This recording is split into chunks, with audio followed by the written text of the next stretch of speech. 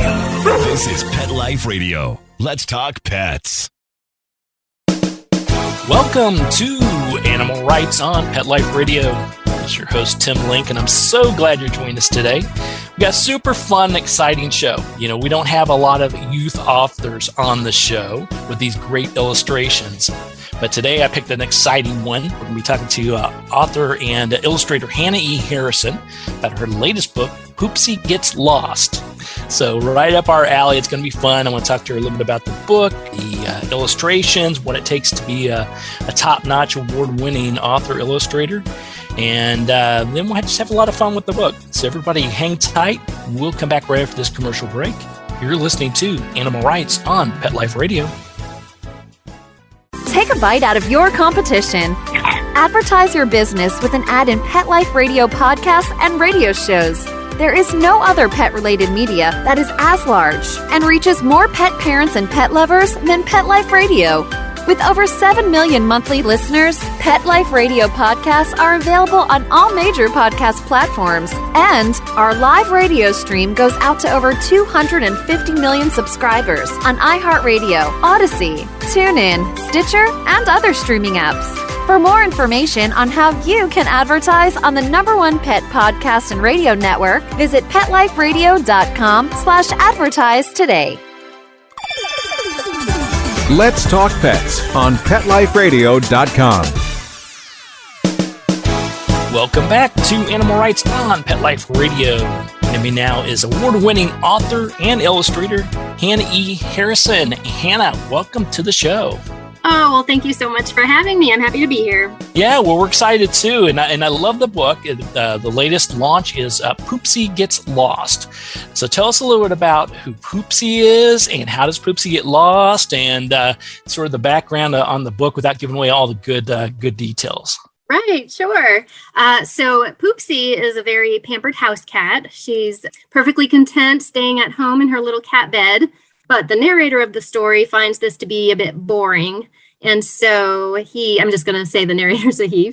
It can be whoever. But the narrator, talks Poopsie into leaving the comfort of her home and going on an adventure in the jungle because he's bored. And so, of course, this is not her element. Poopsie is completely out of her element and things get a little hair-raising for her.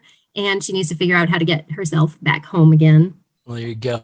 Now, I won't take offense to that, blaming the guy, narrator, for getting the cat lost. I will not take offense to that whatsoever. Oh, well, good. No.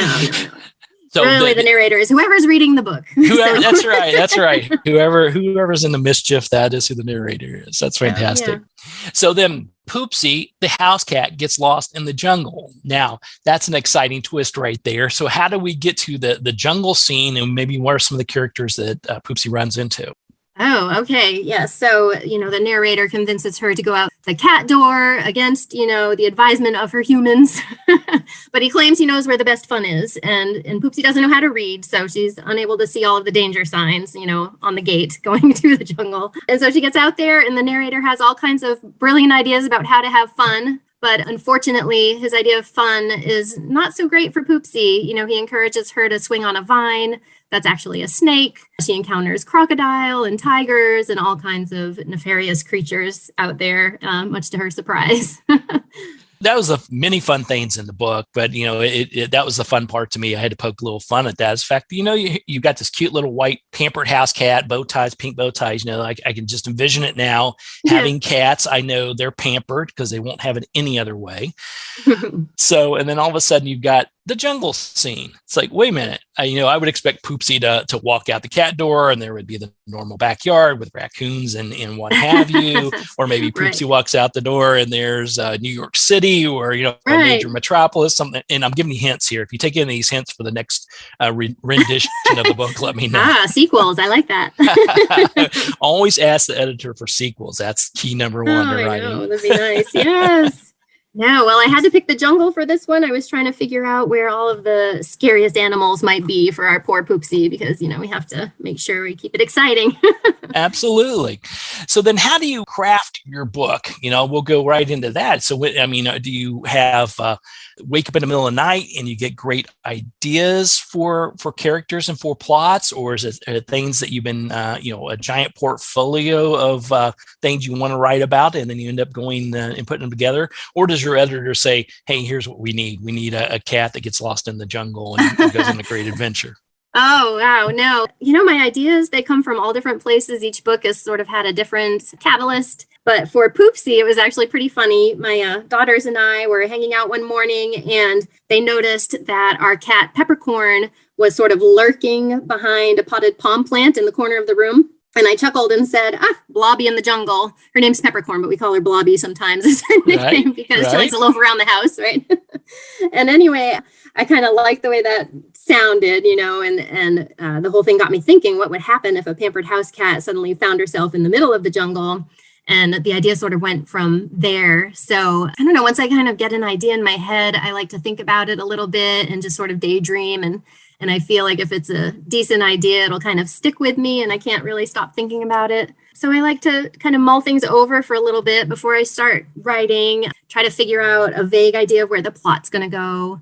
And then, I don't really have a set process. I kind of just, go with the flow when it comes to writing. But I'll usually start brainstorming on paper and just getting my ideas down. And I sort of have an advantage, I guess, being an author and an illustrator, because I can sort of picture things in my head as I'm writing. And as I'm writing, I'm picturing things in my head. So it kind of feeds each other. And I just, I'll get that first draft down. I tend to sort of edit as I go, keep reworking it a little bit. And then, I'll let my agent, Abigail Samoon at Red Fox Literary, take a look at what I've done. Usually I'll have sketches by that point and sort of have done a dummy. So a dummy is when you put the words and some sketches kind of together in the picture book format.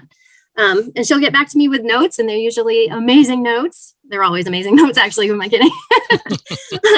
And, she'll give me some things to think about. And so we'll just go back and forth if we need to. And then when she feels like it's ready, we'll send it off to my editor, and then she might have some thoughts too. So it's really a collaborative effort, and we just keep on working at it until it's the best that we think it can be. And it's just a whole lot of fun. Yeah, and that's the thing for the audience. I mean, that there are people obviously listening to the show that have written books for the young readers, and some that are maybe thinking about it. And the process is really not any different than putting together a fiction or nonfiction book, I would say. And the fact that there are, ideas and concepts you got to noodle on, you got to put together a rough draft and synopsis behind it, and then you rework it till you get it to where you need it to be. Yeah, definitely. And I also like to do a lot of research if it calls for it. I research the animals to figure out if they would all live in this, similar habitat and just what they look like and all of those things. So it's a labor of love, and it's a lot of fun, and it's kind of a little bit of everything that goes into creating a picture book. Yeah, absolutely. Well, how would you compare the stories and putting together this book, Poopsie Gets Lost, compared to some of the other stuff you did, like, Bears Awake and the Bernice books, etc.? How would it compare? Yeah, how would it compare? Are the storylines very similar in the format, or is it totally different? Do your fans expect sort of the same thing, and do they give you grief if they don't? No, my fans don't give me grief. They're sweet. You're good. You love your editor. You love your publicist. You love your fans. Good. I understand what you're asking. I think the common thread maybe throughout all of my stories is I like to combine humor and heart. Hopefully, I like those two things in a story. And then, I tend to focus a little bit on human nature, I think, things that we can kind of all identify with, characters we can all identify with. I like to have my characters sort of evolve by the end once they have figured out how to, overcome the problems that are set up in the book and things like that. Bears Awake was a little bit different because it was an alphabet story. And so that had, a different format to it that was really fun to try to tell an entire story using just, very few words in alphabetical order. So that was a challenge, and then picture books in general, they're about 28 pages or 32 to 40. So there's, a definite format for a picture book that you have to adhere to, which is a challenge too, to try to tell all of that story in a short amount of space. But yeah, it's a lot of fun. I think character driven is probably the uniting theme in my stories. Yeah, and that's a very good point you bring up, the fact that, for novices, again, they would say, okay, you're talking about 28, 32 pages here. It should be pretty easy to put the verbiage together, the wording and the storyline. But it's not, because I'm sure you have this great long idea of a story, and then you've got to consolidate it down to 28, 30 pages. Yeah, that's very true. And that was something I didn't realize when I was first starting out, was just how challenging it would be. I wanted to do children's books ever since I was small myself. And that was always the dream. And when I graduated from college, I thought, all right, well, this is going to be easy. The illustration's the hard part. The writing's going to be, simple, right? And it turns out it's really not.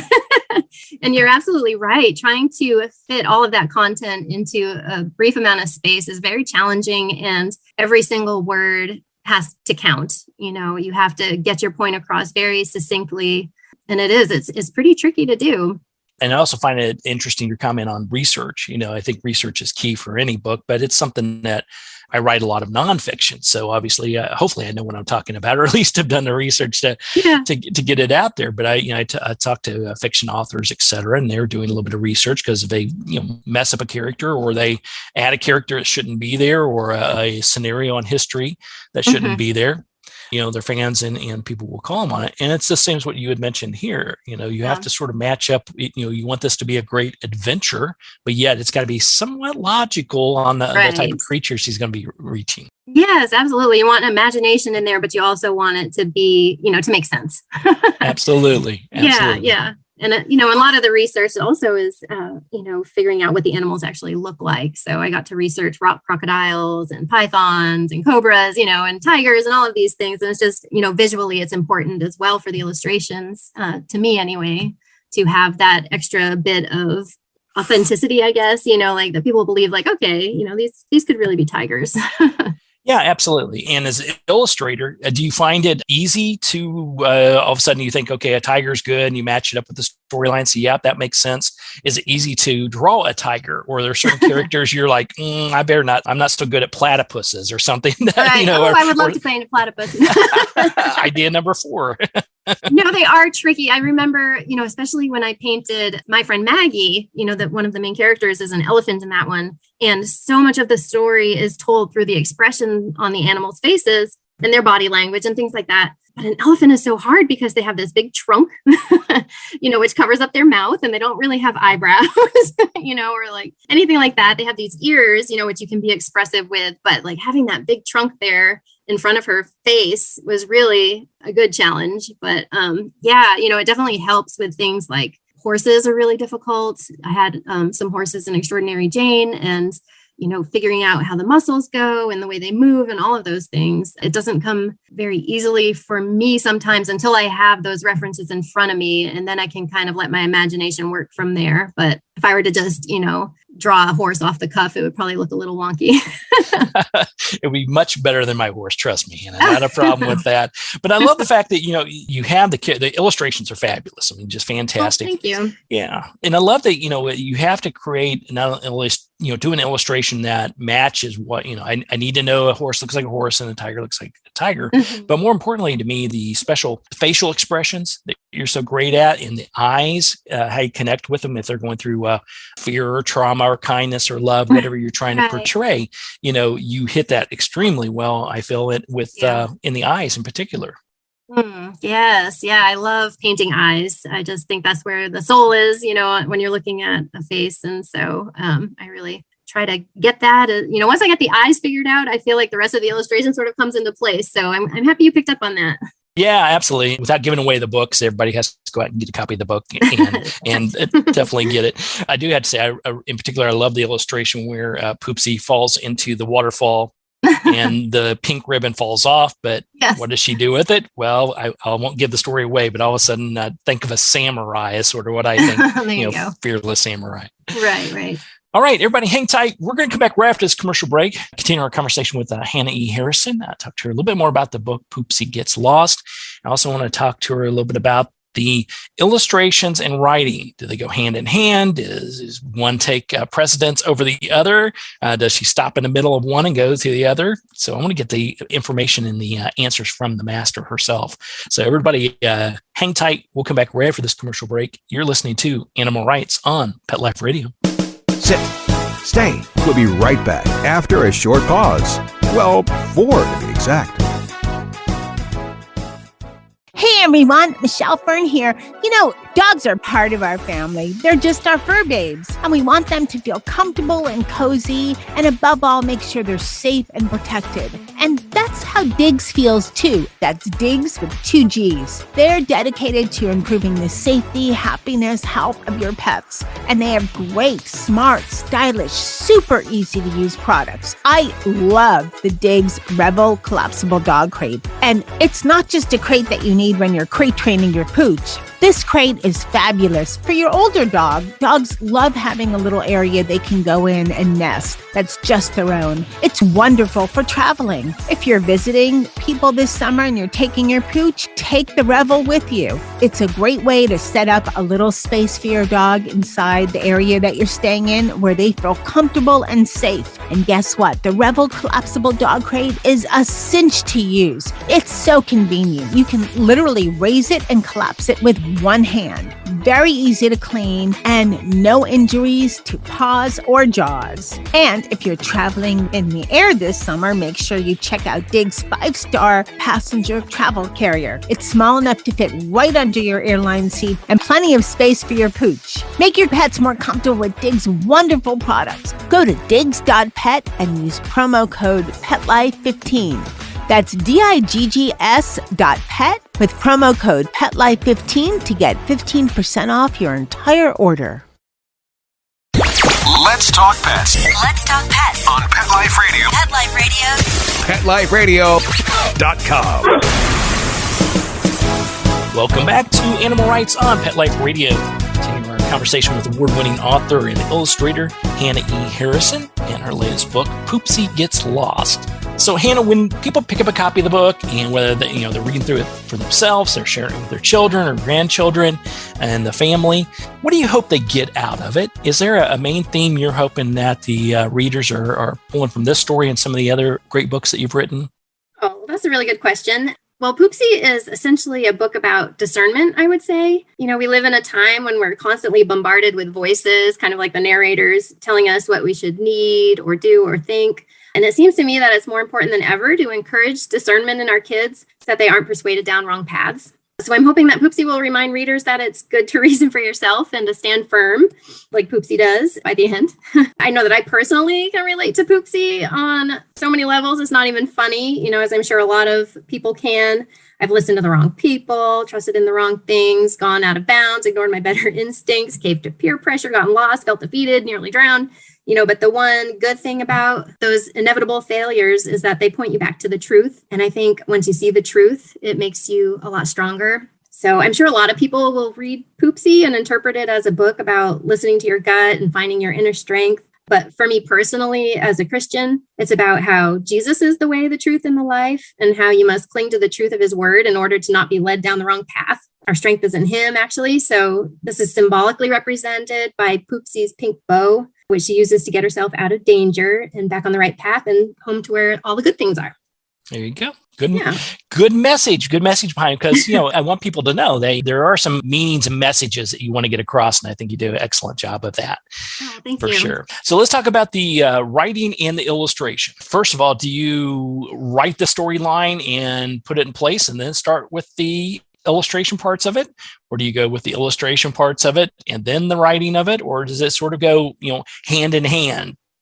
Page by page? Yeah. Oh, yeah. That's a hard question because, my gosh, I was looking and I started writing Poopsie back in August of 2019, or when the first drafts of it were created. So it was a long time ago that I was working on this book. And, but, I think in general, I tend to sort of hop back and forth. So there's different levels of drawing that I do. So at the beginning, I'll do thumbnails. So a lot of the times, when I'm mapping out the pages, I'll do these quick little thumbnail sketches that are just squiggles that probably don't mean much to anyone except for me. Like most people probably look at it and be like, that is a mess. I have no idea what that's supposed to look like.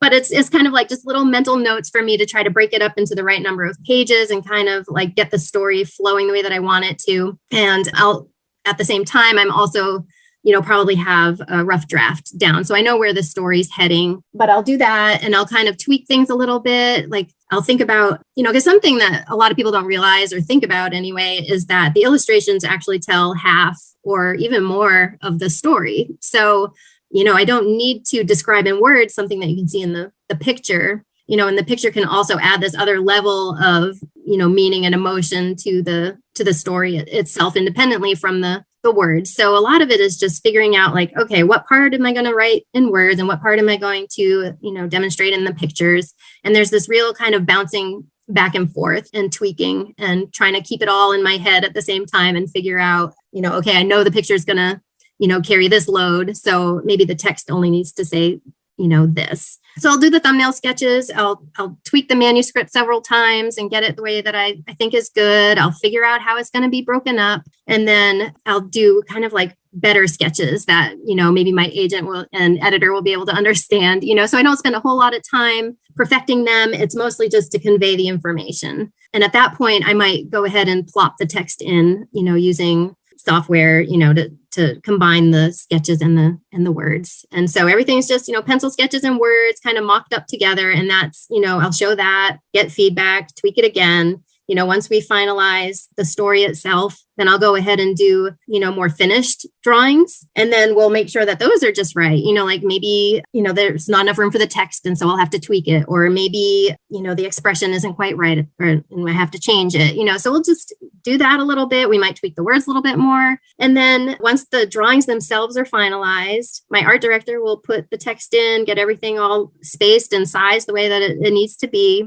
for the format of the book. And then they'll send me printouts at actual size, and I'll transfer those onto my illustration board using just transfer paper. And then I'll start painting. And my first books were with acrylic paint. And since then, my last few, including Poopsie, have been with gouache. And I'll just start painting to scale and get those all figured out. And I'll scan them in as I go and show them to everybody on my team at the publisher and make sure everything's looking good. And so I'll just keep plugging away on them. I don't necessarily start in order or finish in order. I usually start somewhere in the middle and just kind of, work on whatever painting I'm feeling inspired to work on in the moment. I'll usually finish one at a time, though. I don't really bounce back and forth. I'll do one illustration from beginning to end. And then, did I answer your question? I'm sorry.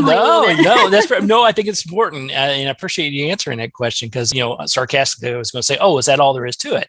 That's a lot. That's a lot of stuff. And I want to drive that point home because it takes a lot to write these books, and you can't just, skip the middle. The whole storyline has to flow just right. The illustrations have to be spot on because there are people that'll be more connected with the illustrations than perhaps the words and vice versa.